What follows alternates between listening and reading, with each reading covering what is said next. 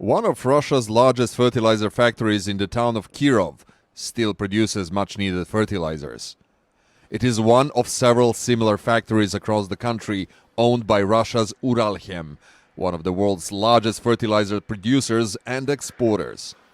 Annually, they produced over 22 million tons of various fertilizers. Until the Western imposed sanctions, they exported over half of that. These sanctions quickly started to hurt Russia's banking and transport sectors. Country's banks were cut off from the SWIFT system and Russian ships banned from many ports.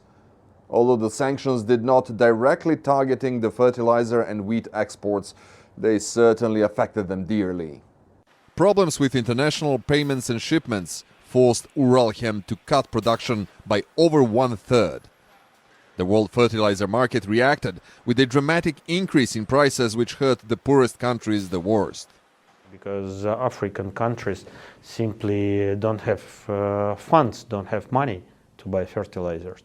And it will be a serious issue for the global food security next year. Because this year, Africa seriously cut, some places up to 40%, the arable lands. It was a similar situation in the world grain and wheat markets right after the Russian military operations in Ukraine started. Prices skyrocketed, threatening to trigger hunger in some of the world's most affected areas.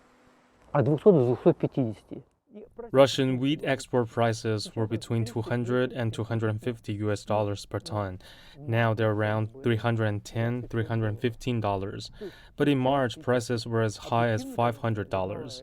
That means that the Green Deal helped not just with stabilization, but also with lowering prices on the world markets. That helps a lot with world food security.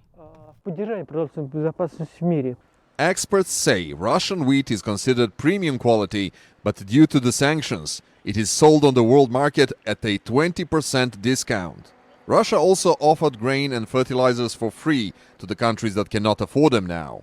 And as the head of Uralchem told us, there is some significant progress in that area, with tens of thousands of tons of Russian fertilizer previously blocked in EU ports, now allowed for shipping to those in need. Aljosa Milenkovic, CGTN, Moscow.